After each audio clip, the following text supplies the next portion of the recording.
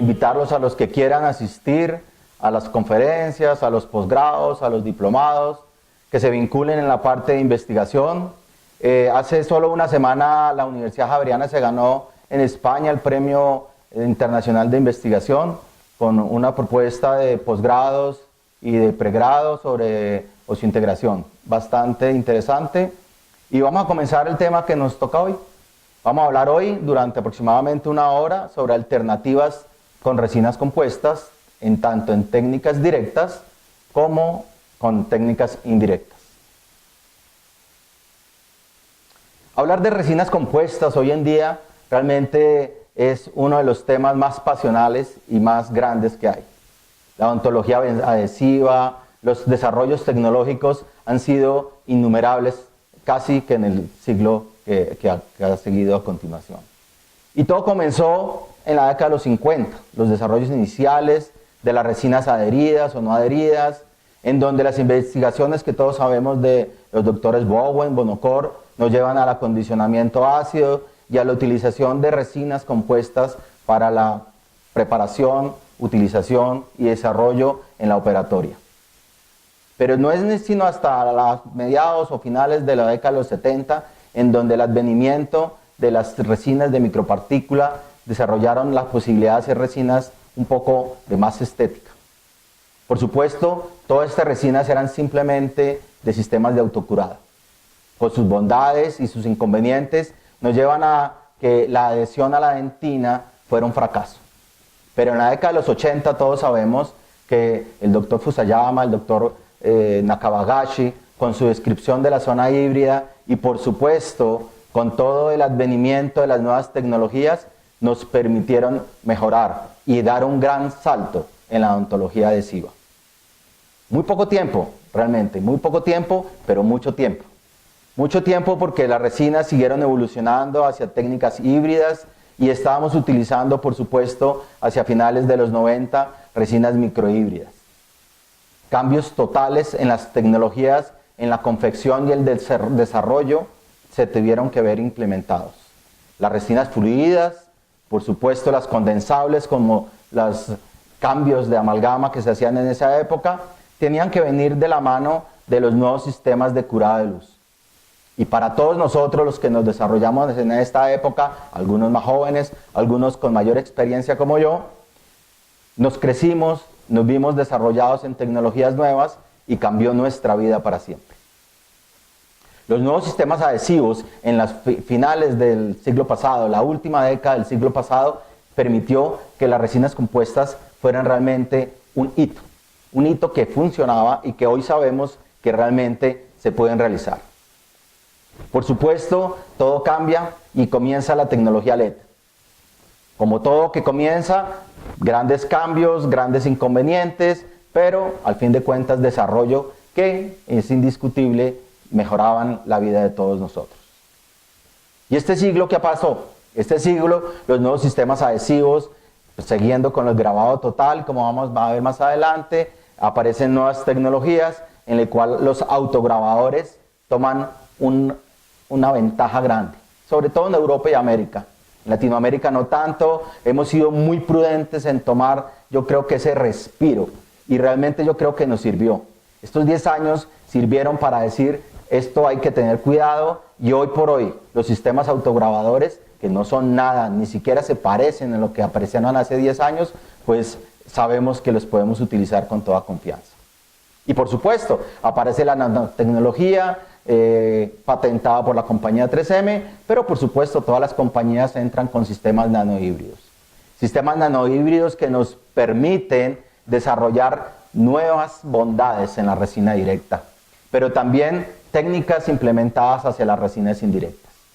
Técnicas adhesivas, técnicas de autograbado, protección pulpar, protección a sistemas que estábamos utilizando y por supuesto nuevo advenimiento como los venir prefabricados, facilitando al odontólogo, a los pacientes, tecnologías de punta, de una sola cita o en múltiple cita en el caso de las técnicas indirectas. Paralelo a esto, por supuesto, el advenimiento de nuevos LED, de nuevas tecnologías en el cual aparecen la posibilidad de hacer polimerización con técnicas de varios LED incorporados a una lámpara, nos empiezan a dar la razón en que posiblemente 15 años prácticamente de este siglo han cambiado la vida de todos nosotros. Gran cantidad de investigación, gran cantidad de desarrollo nos piensa o nos hace pensar hacia dónde vamos. ¿Qué es el futuro? ¿Qué nos depara? Nosotros no tanto, no creo, pero a nuestros hijos, los que vienen, ¿hacia dónde irá la odontología? De repente colocar resinas sin necesidad de ningún tipo de adhesivo, resinas que en técnicas directas, y lo estamos viendo en grandes grupos, sobre todo el grupo europeo, suizo, en el cual las tecnologías de casi coronas completas están viendo que sirve o funcionan, que de repente esto que antes era prácticamente imposible de hacer, hoy lo podemos ver. Hay mucho por hacer, mucho por estudiar, pero indiscutiblemente un futuro que nos augura unas grandes cantidades de posibilidades. Y por supuesto me genera inquietudes. Inquietudes que cada vez que yo hablo de resinas o cada vez que yo hago una resina, tenemos que tenerlas absolutamente todos nosotros como académicos y como clínicos que estamos participando permanentemente de la evolución. Y inquietudes que posiblemente se refieren a las propiedades físicas. ¿Qué tanto resiste a la carga una resina? La resistencia al desgaste, que hoy se ve muchísimo mejor gracias al advenimiento de los sistemas de nanopartículas. La contracción de polimerización, que siempre ha sido un dolor de cabeza para todos nosotros. El famoso estrés de contracción, ¿cómo lo controlamos? La conversión de polimerización, ¿qué tanto polimeriza? ¿Cómo hago con las técnicas incrementales? La radiopacidad para poderse identificar en el diagnóstico y el tiempo de trabajo. Si tengo suficiente tiempo de trabajo para trabajar o tengo que cambiar las unidades de las lámparas, de los módulos en donde ya posiblemente la mayoría de todos nosotros saben que podemos contar con sistemas LED. El doctor Jacques Ferracant en el 2008 nos habla mucho de esto. Y nos habla de un artículo que se lo recomiendo a la mayoría de ustedes, los que quieran conseguirlo. Al final les voy a dar mi página web, estos artículos y mucha de la información que la tienen la pueden encontrar y descargar para ustedes. Porque muy bien decían la gente, la información es el de la que la necesita y no el de la que la posee. Pero aquí indiscutiblemente nos hablan sobre la relevancia clínica del estrés, nos hablan sobre cómo manejarlo y cómo reducirlo. Por eso me voy a tomar un pequeño momento para destacar este artículo. La relevancia clínica, por supuesto, es que el cambio primario de las resinas es por caries secundaria. Caries secundaria debido a posiblemente una desadaptación o posiblemente a un control inadecuado de la polimerización. Por eso la técnica depurada en la colocación y las técnicas que utilizamos son muy importantes a la hora de determinar una buena resina compuesta. Por supuesto, el estrés de contracción se da en general en la mayoría de casas comerciales entre 1.5 y 5, en promedio 2%, algunas menos, algunas más, pero todas se contraen, todas hasta el momento se contraen. Posiblemente hay algunas compañías que han incursionado en otras moléculas y en otros sistemas de polimerización, pero la mayoría se contrae, sobre todo las que usamos en el segmento anterior y cuando utilizamos estética directa. Hay que pensar en los cambios térmicos que a largo plazo se pueden estar dando, las fuerzas internas, la adhesión de los polímeros en el momento de la polimerización o las fuerzas externas que a veces podemos controlar como el factor C. Todos estos parámetros nos llevan a pensar que la investigación que se ha llevado a cabo sobre la adhesión normalmente lo que hacen es investigar sobre la microfiltración, los gaps que pueden estar produciendo. ¿Cómo disminuir la adhesión a las paredes? Por ejemplo, colocando ionómeros de vidrio o colocando resinas que no se contraigan tanto. O colocando cambios rheológicos en la resina, como las resinas fluidas. Como consecuencia, una reducción del estrés o, si no se controla, microfisuras, que posteriormente se verían implicadas en unas caries recurrentes. Pero clínicamente, realmente hay una evidencia directa. Prácticamente el paciente no sabe que tiene un gap. Es imposible identificarlo. Tendríamos que hacer estudios directos de microscopía o cortes y entonces dejaría de ser un diente in vivo. Entonces, el paciente se va a dar cuenta por sensibilidad posoperatoria, por pigmentación en zonas que se pueden identificar o posiblemente por caries secundarios recurrentes. Pero mucho tiempo después, posiblemente cuando ya no tenemos ninguna alternativa. Por eso es tan importante que el técnico sepa absolutamente todas las partes fundamentales en el momento del desarrollo de la colocación de la resina compuesta. La mayoría de compañías en su composición hacen cambios en los volúmenes de los rellenos o en la química de los monómeros, en los rellenos per se o inventando nuevos aditivos. Los promotores de polimerización que han evolucionado nos llevan a pensar que tenemos que cambiar inclusive nosotros en los sistemas de lámparas que estamos utilizando. En la intensidad y por supuesto en el tipo de fuente, como vamos a ver más adelante. Pero ¿qué puedo hacer yo como clínico? Y es un consejo para todos nosotros. La colocación es importante y fundamental para el éxito. Por eso colocar un liner cuando está indicado es una alternativa. Controlar el factor C es indiscutible una posibilidad. Pero la técnica que se ha incrementado, la que se ha popularizado, es colocar por segmentos o por capas para facilitar que todos los factores inherentes a la resina se puedan controlar. Igual que el fotocurado. La técnica de fotocurado, las lámparas que tienen sistemas de rampa o pulsátiles nos permiten solucionar estos problemas. ¿Es un problema inherente a las resinas compuestas? Sí, y al clínico. Por eso es fundamental conocer qué resina tengo, qué lámpara tengo, en qué estado está esta lámpara y qué técnica voy a utilizar. Por eso los estudios de los microrellenos, los estudios de microscopía, nos permiten saber que una resina, cómo está compuesta. En la mayoría de casos, las resinas funcionan bastante bien.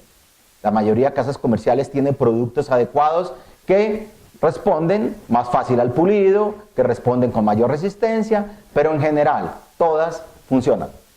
Entonces, ¿no puedo decir que una resina es mucho mejor que otra? No. Simplemente puedo decir que en las manos de un operador funcionan mejor o es más agradable para uno que para otro. pero en una mano experta, cualquier resina debería funcionar adecuadamente.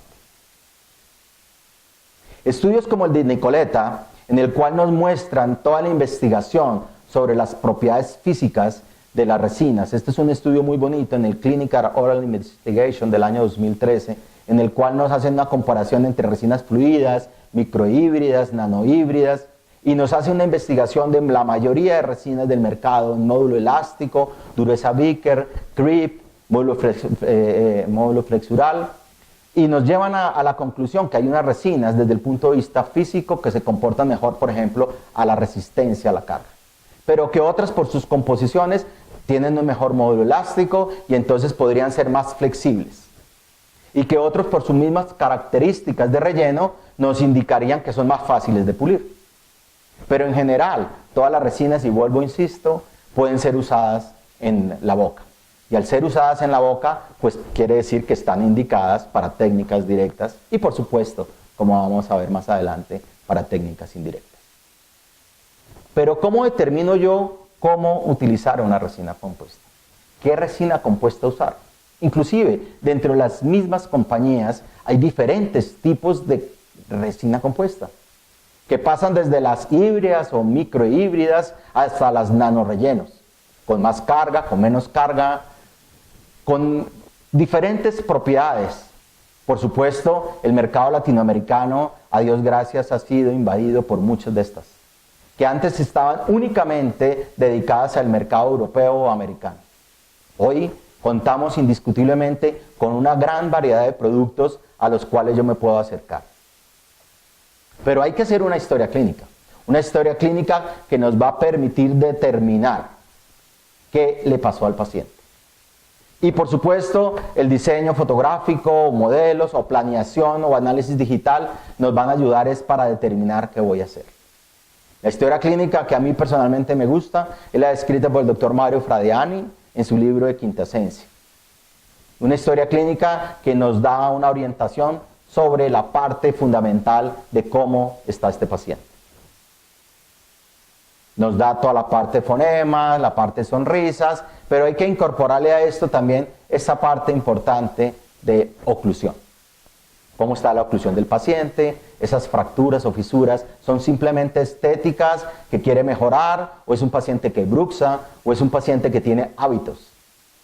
Si en la historia clínica no está claro esto, voy a fracasar con cualquier tipo de sistema restaurativo. Si son resinas directas, un poco más rápido. Si son indirectas, demorará más. Si es cerámica, tomará algunos años, pero tarde o temprano volverá al fracaso. Entonces yo no puedo decir que hay una resina o una cerámica mejor que otra. Simplemente tengo que saber que tengo pacientes con problemas, con indicaciones, y que tengo que darles soluciones a estos mismos.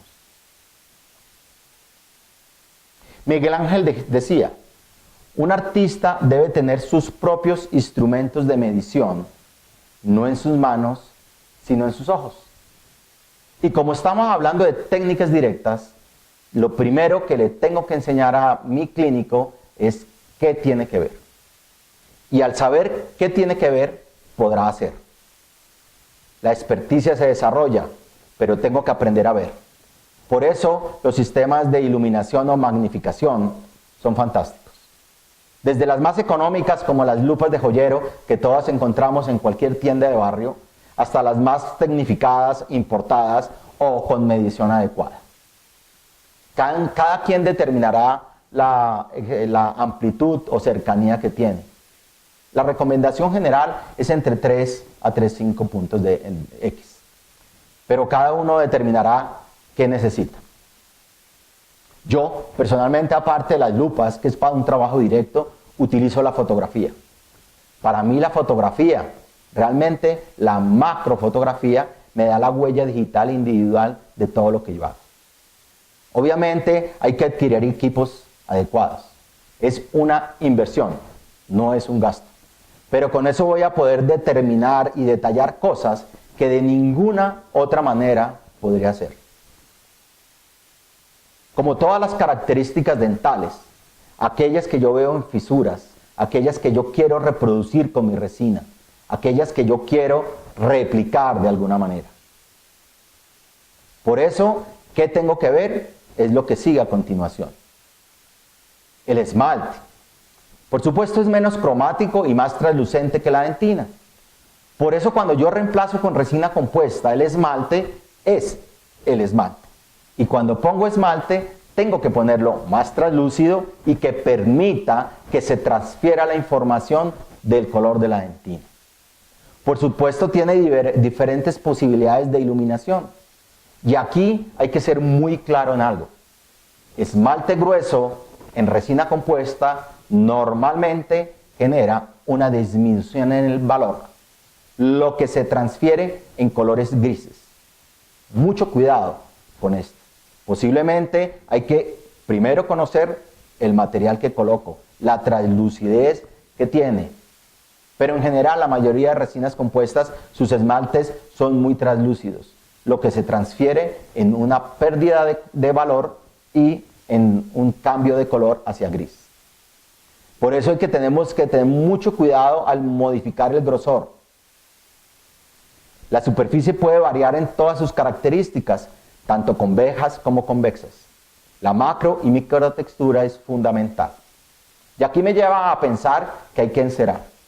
Hay que desarrollar habilidades previas a hacer resinas compuestas. La posibilidad de lustre o brille puede ser modificada con la humedad. Y aquí es un claro error de la mayoría de personas. Casi nadie le da lustre o brillo a una resina compuesta. Y este es el que va a determinar la imitación al esmalte. Tengo que identificar cómo es el esmalte de mis pacientes y yo trataré de dar el lustre o brillo tal. Por supuesto, tengo que pensar también en la dentina. La dentina, que es tan importante, menos luminosa, más cromática, tiende hacia el amarillo rojo y con una tendencia naranja. Por eso se dice que la mayoría de dentinas son tono A, como decía el doctor Marcos Vargas. A, y principalmente el universal, A3. Pero claro, con tanto blanqueamiento hoy ya no se sabe. La mayoría quiere dentinas XL Bleach y esmaltes XL Bleach. Pero esto es otro tema. Al ser opaca, impide el paso parcial de luz y presenta modificaciones con la edad o alteraciones estructurales. Por eso cuando yo veo en una casa comercial una dentina que permite el paso parcial, es la que yo quiero.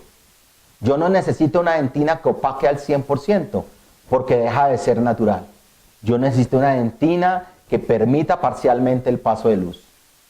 Conocer las dentinas de cada casa comercial es muy importante. Esta foto me describe claramente cómo es la dentina, cómo es la relación de la dentina con el esmalte. Transiluminación se llama el sistema, hay que aprenderlo, pero realmente es muy sencillo, colocar luz por detrás y sin flash tomar la foto por el frente. Pero se identifica claramente como la dentina, más opaca en el tercio medio cervical, mucho más opaca en cervical y un poco más translúcida en incisal, en donde se ve perfectamente el paso de luz y los efectos que queremos replicar, como la opalescencia, el efecto halo descrito por nuestro amigo Luis Narciso Navarretieri en tantos artículos. A veces hay que hacerlo, a veces hay que replicarlo, ¿sí? A veces no. Eso es lo importante, aprender a mirar.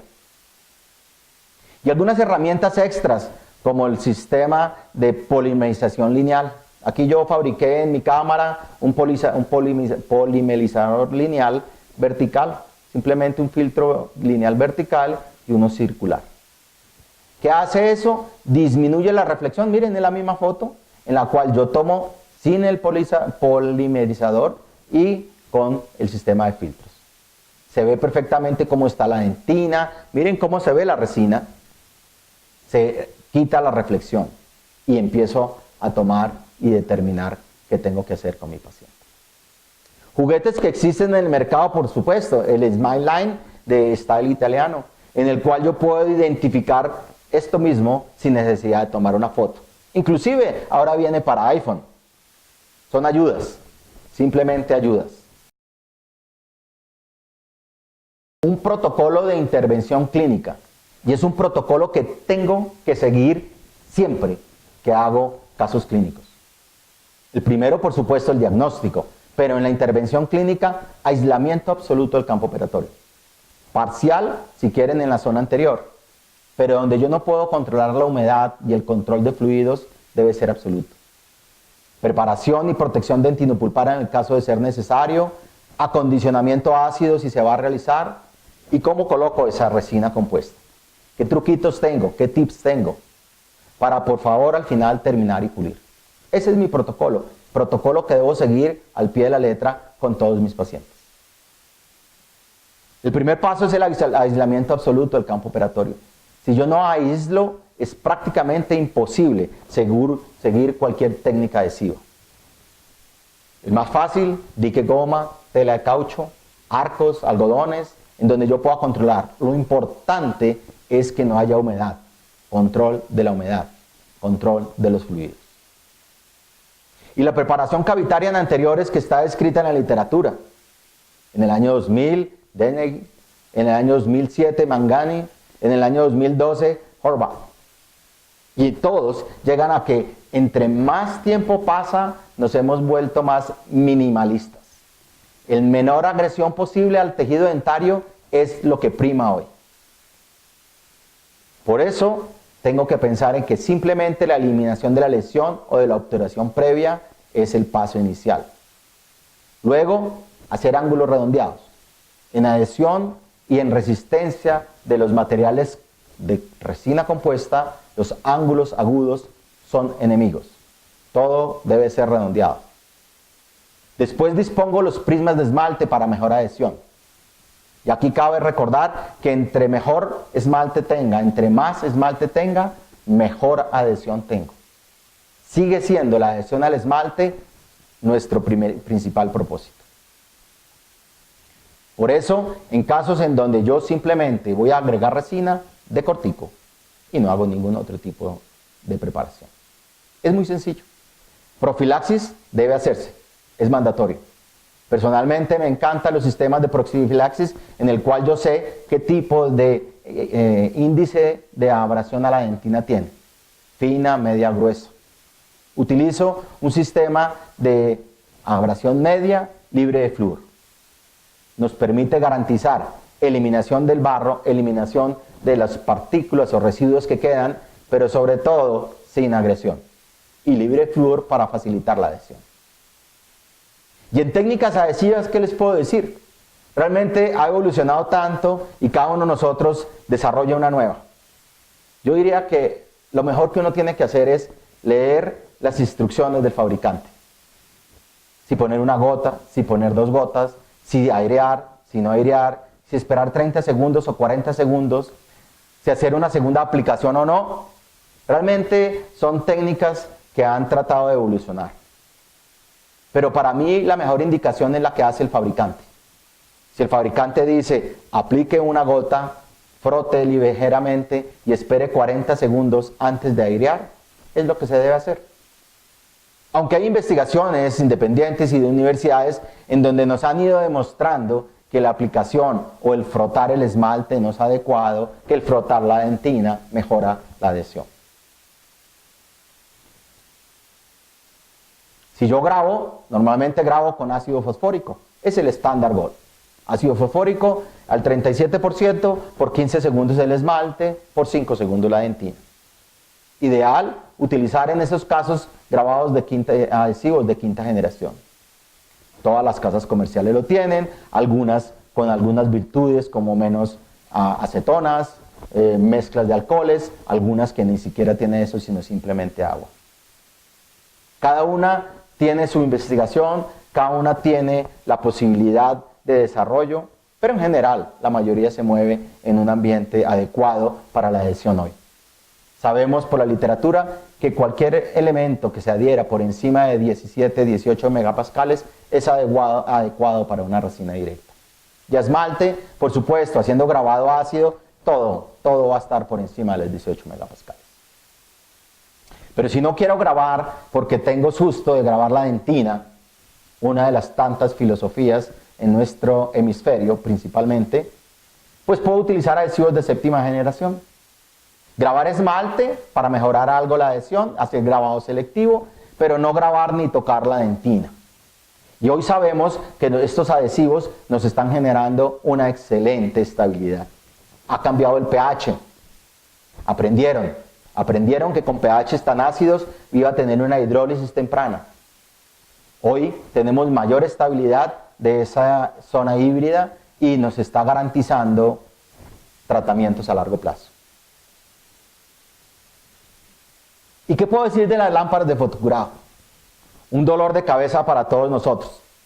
El señor del maletín, el que trae de China, el señor que te la vende económica o la que trae muchos programas. Realmente pensar en lámparas de fotocurado es un dolor de cabeza. Pero lo único que yo sí soy claro es decir, mi lámpara de fotocurado es el que me garantiza el éxito o parcialmente el éxito del tratamiento. Puedo ser el mejor odontólogo haciendo técnicas de incrementos, el mejor odontólogo puliendo, pero si mi lámpara no está buena, todo fracasa. Una cosa es que la resina endurezca y otra cosa es que la resina polimerice. Por ende, tengo que garantizar la polimerización de la resina. Entonces, comprar la mejor lámpara que yo pueda es importante. Un estudio de Isabel Cristina en el Journal de Brasil del 2010 hace un sondeo de qué hay que pensar en el momento de comprar una lámpara de fotocurado. Y hace un pequeño cuadrito que yo modifiqué ligeramente. La luz visible nos cubre desde 380 hasta 650 nanómetros. ¿Qué quiere decir eso? Que yo tengo que cubrir sobre esta longitud de onda diferentes elementos, como los iniciadores a base de canforoquinona. Están por encima de los 450 nanómetros hasta los 480 nanómetros. Las fenilpropanodionas están alrededor de los 400 nanómetros. O las lucerinas, que está también alrededor de los 400. Diferentes casas comerciales tienen diferentes iniciadores. Y estos iniciadores van a hacer que se modifiquen, por supuesto, o que permitan que la resina polimerice. Mi lámpara de fotocurado halógena me cubre absolutamente cualquier de estos elementos. Así que si ustedes tienen una lámpara de fotocurado halógena con suficiente potencia o intensidad, que tienen en un buen sistema de control en el cual están cambiando cada 50 horas su bombillo o su lámpara para que tenga siempre la intensidad, tienen radiómetros y la están controlando, funciona. Las halógenas siguen funcionando. Son inconvenientes, por supuesto, porque el 95.5% de la luz tiene que ser filtrada. Ineficientes, ruidosas, con mucho bulto. Realmente, hoy por hoy, tener una lámpara halógena sirve si no puedes adquirir una buena LED. Las LED convencionales nos fotocuran sin problema toda resina que sea fotocurada o iniciada con canforoquinona. Por eso, hoy en día, el uso de polywave o multileds, pues realmente es la tendencia. ¿Que nos van a permitir polimerizar absolutamente cualquier resina del mercado? Sí. Pero aquí hay que aclarar una cosa. Si yo utilizo una resina que solo es fotocurada o iniciada con canforoquinona, no tendré inconveniente con un LED de la misma compañía. Hay que tener esto en cuenta. Por eso hay que saber es mi resina con qué iniciador viene, qué lámpara de fotocurado debe comprar. Y el estándar de la potencia, mínimo 800, alrededor de 1000 miliwatts por centímetro cuadrado. Esto es bien importante para tener en cuenta, para saber que mi lámpara está llegando adecuado a zonas más profundas. De la colocación de la resina hay dos grandes técnicas, la que siempre he enseñado, la estratificación de la resina compuesta. Definitivamente la enseñamos mucho tiempo y hacíamos capas, cambiábamos de colores, hacíamos un gran desarrollo en el cual podíamos poner 7 y 8 tonos en una resina. Pero el advenimiento de grupos como el de bioemulación, con el doctor Devoto, la doctora Francesca Valiati, el doctor Pascal Magny, nos han cambiado un poco el pensar. Reconstrucción histológica, lo llaman ellos, técnicas de reconstrucción por capas histológicas. ¿Y qué es esto?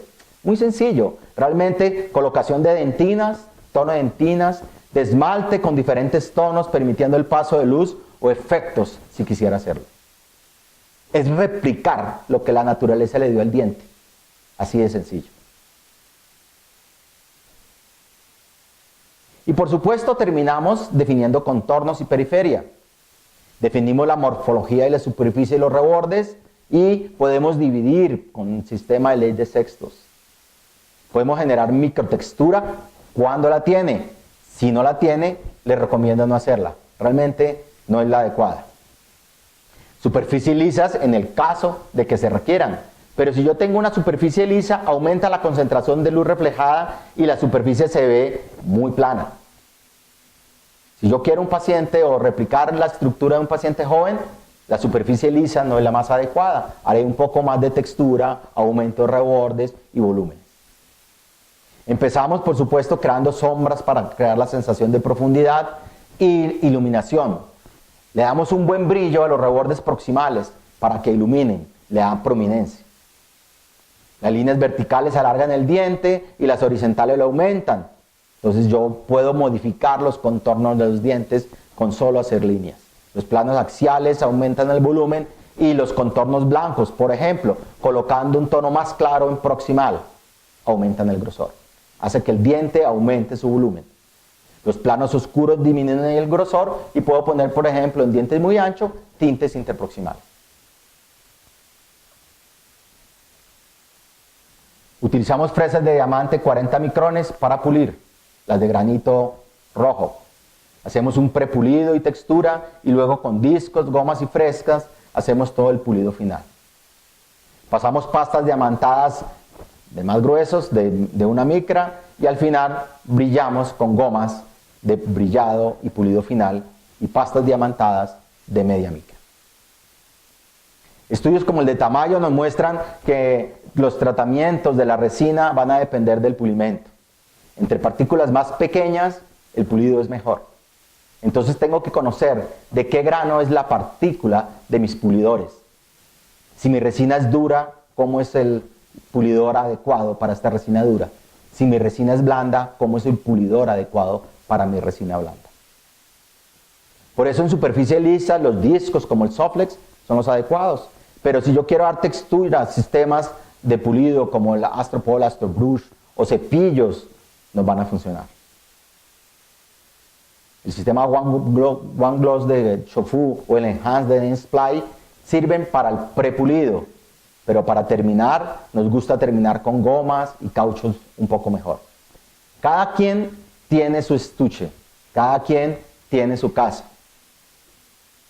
Ensayen unas, ensayen otras. Aquí no hay única, una sola, con la que se pueden acomodar. El brillo, y aquí simplemente lo nombro para tener cuidado. Por ejemplo, Jiffy Brush de la compañía Ultraden pule muy bien las resinas blandas.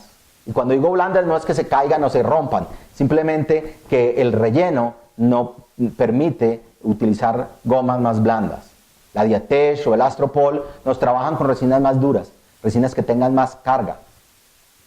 Y la Kerr es muy buena para técnica indirecta. Personalmente, a mí en técnicas directas me genera muchas rayas. Y el brillo, me encanta la de Ultraden, el Diamond Polish de 0.5, una micra. No lo usaba hasta que oí nuevamente al doctor, a los del grupo de bioemulación, a la doctora Francesca, a la gente del grupo suizo, y volví nuevamente a dar ese brillo y ese lustre que tiene realmente un esmalte. Para terminar esta ponencia, vamos a ver un poco de casos clínicos, para explicarles un poco más. Primero, el protocolo. En fracturas determinar la etiología. ¿Por qué se fracturó? ¿Era una lesión, un trauma, es bruxismo? Vamos a utilizar fresas redondas de punta redondeada para decorticar. Vamos a remover la lesión cariosa o si ya tenía una resina previa. Creamos bisel y solo un esmalte. Esto nos facilita la mimetización. Postes de fibra de vidrio recomendados en el caso de dientes tratados endodónticamente. Artículos como el de Corwood, en donde nos dicen que las resinas directas o carillas directas en 3 casos clínicos demuestran que nos dan resultados a muy buen plazo. Una fractura, ya venía con su resina, simplemente lo decorticamos. Lo primero que hay que hacer es ver cómo está el paciente, el diente vecino. Identificamos los mamelones, identificamos la translucidez y lo mismo lo voy a replicar. No voy a llevar una carilla hasta cervical, media carilla. Tratamientos mínimamente invasivos. Vamos a replicar la dentina, vamos a replicar los bordes incisales. Ahí está el decorticado del bisel, un chamfer suave, muy suave. Y vemos qué es lo que pasaba. Vemos que al desocluir hay espacio. Si no hay espacio, hay que dar espacio. Si no doy espacio, la resina se fractura y fracasamos nuevamente. Aislamiento relativo, colocamos protección a los dientes vecinos, grabamos y colocamos nuestra dentina. ¿Cómo colocamos la dentina? Imitando los mamelones. Mamelones que identificamos en una fotografía con un fondo negro o con las lupas. Y colocamos un solo tono de esmalte, porque el paso de luz no es tanto. Quiere decir que no se ve azul ni gris, simplemente una ligera transferencia de luz. Una vez quitamos las protecciones, pulimos y brillamos. En este caso, para evitar la oclusión, si se dan cuenta, ligeramente vestibular, como si fuera una clase 2 división 2. Permite el paso de en protrusiva, en lateralidad, sin que se fracture. Hay que explicarle al paciente esto, pero es el único modo de lograr un resultado positivo. Ahí está el control con un buen resultado. Diastemas. En diastemas, pues definitivamente es un caso muy interesante, pero la ortodoncia definitivamente es la mejor opción. No hay mejor rehabilitación que una buena ortodoncia, digo yo. Pero podemos hacerlo con resina o cerámica como alternativa. Y la resina podría ser directa o podría ser indirecta. Y por supuesto la cerámica como principal alternativa a largo plazo. Pero hay que determinar la causa. ¿Por qué se generó ese diastema? ¿O por qué quiero redimensionar un diente? ¿Es una ausencia congénita? ¿Una alteración de forma? ¿Los dientes simplemente son pequeños? ¿O tengo un frenillo que me está haciendo separar los dientes? Hábito lingual, succión o pérdida de dientes que hace que haya una movilidad dental. En la mayoría de los casos, con solo tratamiento superficial del esmalte está perfecto. Decorticado suficiente. Fresas de grano medio o microabrasión. Tiras abrasivas para interproximar. Obviamente una profilaxis y un tratamiento con grabado ácido nos genera una excelente adhesión que nos garantiza un resultado a largo plazo. Hacer encerados, matrices en silicona nos garantizan los tratamientos. Pero yo les quiero mostrar una alternativa a esto, una alternativa a las técnicas directas.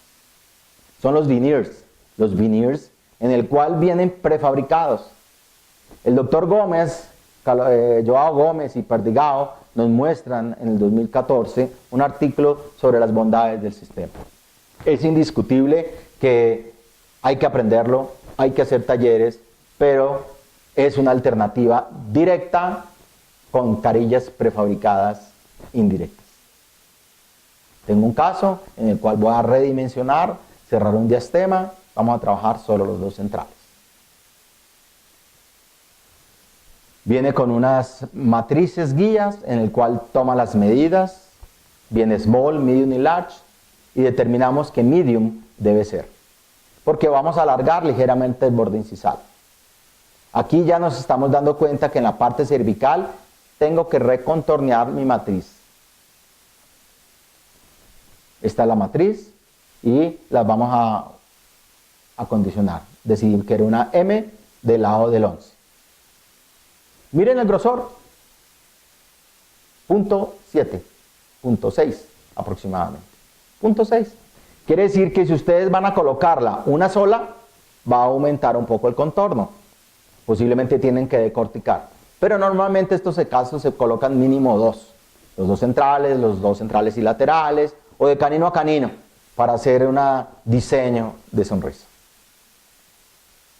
Por el lado vestibular, por el lado palatino, viene con pretratamiento. Entonces, si lo voy a probar en boca, que no es el ideal, tengo que descontaminar. Por supuesto, el doctor García Necio tenía que tomar la foto y prueba en boca. Y ahí se ve que tengo que recontornear. Ya tengo que descontaminar la carilla al ser probada en boca.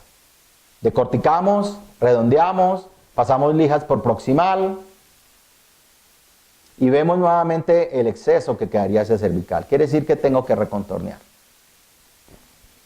Entonces coloco hilos y remodelo con electrobisturí. Ahí se alcanza a ver el electrobisturí. Por supuesto va a generar una inflamación inicial, una irritación, sangrado inicialmente, después de retirar los hilos. Y aquí está el borde incisal y el contorneo.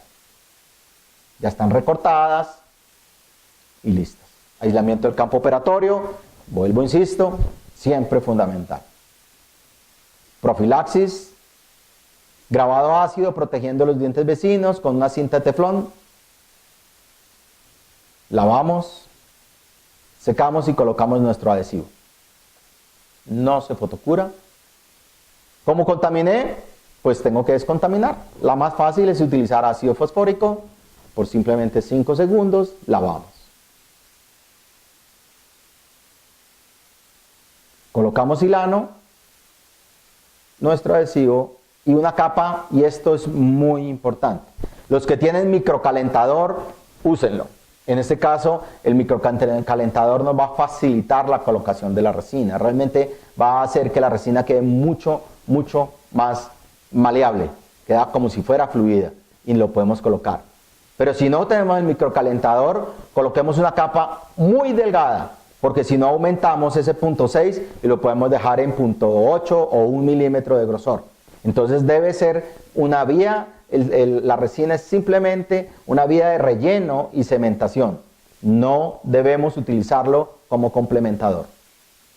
Lo asentamos, pasamos la banda, hacemos presión, fotocuramos y pulimos. Tiramos hilos, por supuesto, de irritación, pero se logra un resultado bastante adecuado inmediato. Hay que hacer una foto posterior, pero se ven unos buenos resultados muy rápido, muy rápido. Y en cuanto a la técnica indirecta, para terminar, pues la técnica indirecta realmente a mí personalmente me parece que es una buena alternativa a la cerámica. No es la solución a la resina directa, pero sí a la cerámica por costos. Requiere laboratorio, requiere habilidad, requiere destrezas, pero genera unos buenos resultados a un costo muy razonable. Algunos artículos sobre las técnicas indirectas con resina compuesta, casos de carillas, sobre dientes y donde nos demuestran que podría ser reparable, en ese caso le gana a la cerámica, pero son soluciones adecuadas, alternativas a las resinas directas.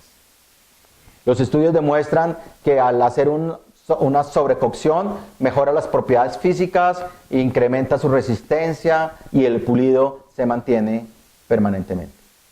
Son las mismas resinas compuestas de la técnica directa, aumenta la conversión de polimerización y la técnica más usada es agua hirviendo por 15 minutos. Tengo cómo controlarlo, tengo solo el 50% de oxígeno al hacerlo en H2O y por supuesto no tengo que comprar equipos costosos. Pero si tienen el equipo, háganlo. Hay muchas casas comerciales que mantienen los equipos para aumentar la fotocurada. Utilizamos adhesivos de 5ª o adhesivos de 7ª generación. Pero son los mismos sistemas adhesivos de la resina compuesta. Hicimos un mock-up en un caso clínico que estaban viendo, se hizo un encerado, un mock-up para explicarle al paciente qué tenía que hacerse, se le toman las fotos y dice, sí, yo quiero esto, entonces ya queda convencida de que eso es lo que le vamos a hacer. Las impresiones se deben hacer con un polivinilsiloxano, es el estándar para trabajar y se toma la impresión. Se saca un modelo que se bloquea, muchas técnicas de bloqueo, personalmente utilizo una técnica de bloqueo con cera transparente. Empezamos a colocar nuestra resina en la parte cervical, dentina, en donde me faltan los volúmenes, tengo que colocar dentina por proximal, porque si pongo esmalte por proximal va a pasar la luz y se ve gris. Entonces tengo que poner dentina. Hacemos nuestra reconstrucción de mamelones. Si el paciente nos hizo blanqueamiento, puedo poner un poco de dentina un poco más saturada en cervical, un poquito más clara en incisal, para que se vea ese cambio cromático un poco más acentuado. Ahí están Una vez se hizo la terminación, normalmente termino con un solo tono de esmalte. Mi estándar es esmalte A1, no importa que mi dentina sea 3, genera un poquito más de valor y me genera un poco, sin que sea tan blanco, nos genera un poquitico más de cambio estético. Ahí están los dos centrales, los dos laterales. En el momento en que yo lo meto a la inmersión de agua, se derrite la cera y es muy fácil de retirar y de pulir. Hacemos un prepulido inicial para hacer lo que llamamos el asentamiento. Tenemos que definir el asentamiento, ver contornos, ver volúmenes y, si nos damos cuenta, logré un grosor de 0.3. Entonces prácticamente no se preparó el diente, muy poco se preparó y no generé volúmenes. Simplemente se redondeó. Parece que fuera mucho, pero recuerden que tenía un diastema, recuerden que tenía resina. Quitamos la resina antigua y en el lateral, en el 12 y en el 22 se dan cuenta que prácticamente no se tocó. Simplemente la resina proximal, como se dan cuenta acá, y en un decorticado sin mínima agresión. Mínima agresión. Y lo cementamos. ¿Con qué lo cementamos? Con cementos de resina de cementación. Exactamente la técnica de Carillas, no hay ningún inconveniente. Algunos recomiendan la resina fluida, pueden hacerlo si saben exactamente el color que lo van a poner. La resina fluida es de fotocurado y no generaría ningún inconveniente. Hay que tener cuidado, por supuesto, en el control de humedad y en la cementación. Pero ahí se ve, miren el brillo que está generando y miren en el paciente. Tenemos una ventaja, si se dan cuenta, me faltó pulido acá un poquito, sí, seguro se le hizo un agregado y no se pulió bien. Pues ¿qué hay que hacer? Simplemente pulirlo con el sistema tradicional de resina. Ya se los voy a mostrar. Miren el diastema que tenía antes, la posición que tenía, las resinas proximales y logramos un resultado bastante favorable muy rápido. Miren el control del año, ya está pulido y ella está muy contenta. Por supuesto, pues yo también. Es un sistema que nos genera una gran facilidad en la terminación de los casos. Bueno, doctores, se me acabó el tiempo. Esta es mi página web, los invito a que ingresen a ella. Van a encontrar videos de cerámicas, de implantes, de resinas, casos clínicos. La historia clínica del doctor Mario Fradiani la van a encontrar, la pasamos un poquitito a Excel para que la puedan tener si quieren. Todos los artículos que tengo son encontrados en la web, así que hay artículos míos, pero hay artículos también de la web descargados legalmente de la web. Esto es muy importante. Las publicaciones o las presentaciones que tengo yo, todas están en PDF, las pueden utilizar, no hay ningún inconveniente, son de todos ustedes siempre. Realmente yo ya he hecho conferencias web, pero así con tanta gente, bueno, hace muchos años que no la hacía. Realmente es una manera increíble a cero costo para todo el mundo, en donde cada vez esta es una plataforma que tenemos que mejorarlo, reinventarla, continuar con las nuevas tecnologías para poder hacer demostraciones en vivo, de repente más adelante con un paciente, que todo el mundo vea cómo se hace. Bueno, son espacios que hay que aprovechar, la tecnología que cada vez nos llega a todos y que cada vez nos acerca nuevamente a todos más.